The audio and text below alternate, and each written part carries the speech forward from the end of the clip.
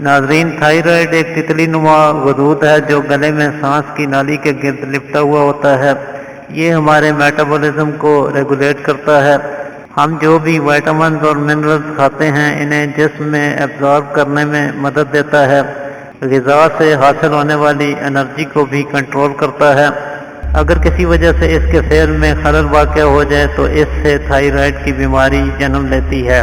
इसकी मुख्तलिफ किस्में हैं जिनमें हाइपरथायराइडिज्म, हाइपोथायराइडिज्म और गोइटर यानी कि गिलर ख़ास तौर पर काबिल ज़िक्र हैं। हाइपरथायराइडिज्म में थायराइड ज़रूरत से ज़्यादा काम करने लगता है, जिसमें वज़न तेज़ी से कम होना, दिल की धड़कन का बढ़ जाना, चलने में पसीना ज़्यादा आना और हार्ट अटैक जैसी अलामात से दो चार होना पड़ता है। हाइपोथायराइडिज्म में थायराइड का फेल सुस्त हो जाता है, यानी ज़रूरत से कम काम करता है। इस सूरत में वज़न तेज़ी से बढ़ने लगता है। ज़्यादातर ख़वातीन इसमें मुब्तला होती हैं और इन्हें मेंसेस प्रॉब्लम्स का सामना करना पड़ता है।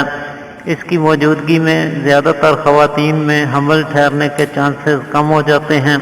इसके अलावा बालों का झड़ना, पैरों में सूजन आना और थोड़ा सा चलने से सांस फूल जाना, ये भी इसकी वाज़ेह अलामात हैं। गोइटर यानी गिलर इसकी बुनियादी वजह आयोडीन की कमी होती है। इस बीमारी में थायराइड गदूद गुब्बारे की तरह फूल कर लटक जाते हैं। इन तीनों बड़ी अक़साम में से हाइपोथायराइडिज्म ज़्यादा कॉमन पाई जाती है।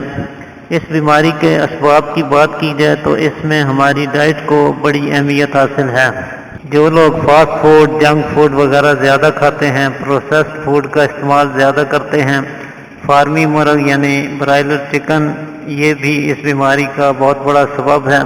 इसके अलावा शराब नोशी, सिगरेट, तंबाकू की कसरत, कोल्ड ड्रिंक्स ज़्यादा पीना, तली हुई चीज़ें, रिफाइंड शुगर और कैफ़ीन का ज़्यादा इस्तेमाल, सोयाबीन और मस्टर्ड ऑयल का इस्तेमाल, ये सारी चीज़ें थायराइड की बीमारी पैदा करने वाली हैं। इसके अलावा डस्ट, गर्दो गुबार और पोल्यूशन से भी ये मर्ज हो सकता है। कुछ लोगों में मौरूसी तौर पर भी पाया जाता है। ये इस बीमारी के कुछ ख़ास असबाब हैं। अब हम कुछ ऐसे घरेलू नुस्खों की बात करेंगे जो इस मर्ज के लिए मुफीद और मुअस्सर साबित होते हैं। तो इसके लिए एक चीज़ जो बहुत ज़्यादा फ़ायदेमंद साबित होती है वो जिंजर है, जिसे अदरक कहते हैं। अदरक का इस्तेमाल थायराइड के मर्ज में बहुत ज़्यादा मुफीद साबित होता है। इसके अंदर क्योंकि जिंक, पोटाशियम और मैग्नीशियम मौजूद है और साथ ही इसमें एंटी इन्फ्लेमेटरी प्रॉपर्टीज़ भी मौजूद हैं, इसी वजह से ये थायराइड को कंट्रोल करने में बहुत ज़्यादा इफेक्टिव साबित होती है। अदरक की आप ड्रिंक बनाकर भी इस्तेमाल कर सकते हैं और खुश्क अदरक, जिसे सूंड कहते हैं, इसे पाउडर की शक्ल में पीस कर भी इस्तेमाल कर सकते हैं। ड्रिंक बनाने के लिए आप एक गिलास पानी में 3-4 अदद अदरक के टुकड़े डालकर इसे 8 से 10 मिनट तक बॉयल कीजिए। फिर फिल्टर करके जब ये ठंडा हो जाए तो इसे हल्का सा शहद से मीठा करके पी लीजिए। इसे आप दिन में एक बार खाने के बाद इस्तेमाल कर सकते हैं। इससे आपका मेटाबॉलिज्म भी बूस्ट होगा, वज़न कम करने में भी मदद मिलेगी और ये आपकी बॉडी को डिटॉक्स करने का काम भी करेगा। और इसके मतवातर इस्तेमाल से थायराइड हार्मोन्स में भी बेहतरी आना शुरू हो जाएगी। इसके अलावा काले चने थायराइड प्रॉब्लम के लिए बहुत बेनिफिशियल साबित होते हैं।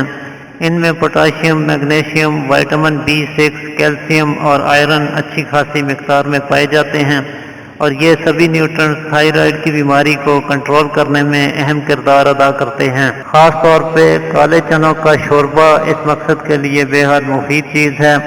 लिहाजा थायराइड के मरीजों को इसका शोरबा 1 कप की मिकदार में रोज़ाना ज़रूर इस्तेमाल करना चाहिए।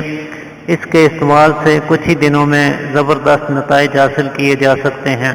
इसी तरह कोकोनट ऑयल यानी नारियल का तेल भी इस बीमारी का बेहतरीन इलाज है। कोकोनट ऑयल में antioxidants, amino acid, zinc, vitamin B complex और मैग्नीज के अलावा फैटी एसिड्स की भी भरपूर मिकदार पाई जाती है, जो कि ख़ास तौर पे हाइपोथायराइडिज्म में मुब्तला मरीज़ों के लिए बहुत मुफीद साबित होता है।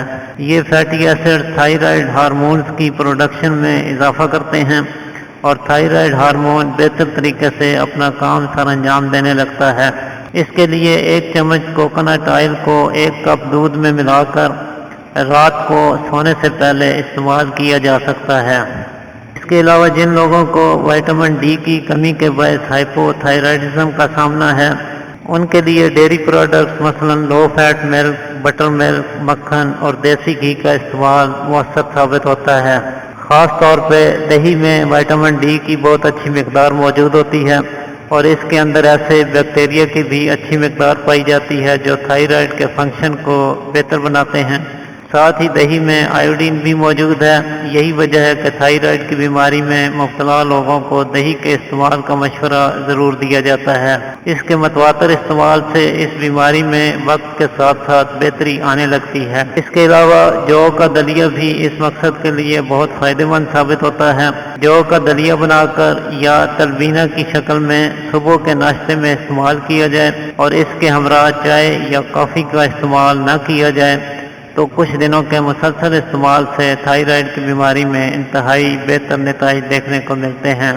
ان تمام چیزوں کے ساتھ ساتھ اگر کھانے میں کیلا، سیب، خربوزہ، انار، پائن ایپل، لوکی، گاجر، پیاز، کھیرا، بادام اور روغن بادام، اخروٹ، انڈا، مچھلی اور ہلدی کا استعمال کیا جائے اور سویابین یا سویابین آئل، سرسوں کا تیل، refined sugar, alcohol, caffeine, processed food اور سافٹ ڈرنک سے مکمل پرہیز کیا جائے۔ ساتھ ہی ہلکی پھلکی ایکسرسائز کی جائے، بہت زیادہ اوور ایکسرسائز نہ کی جائے، نیند مناسب مقدار میں پوری لی جائے اور خود کو سٹریس، ڈپریشن وغیرہ سے دور رکھا جائے تو تھوڑے وقت میں ہی اس بیماری پر قابو پایا جا سکتا ہے۔ تو آج کے لیے اتنا ہی ناظرین، امید کرتا ہوں آج کی ویڈیو آپ کے لیے مفید ثابت ہوگی۔ اسی کے ساتھ اجازت چاہتا ہوں، اللہ حافظ۔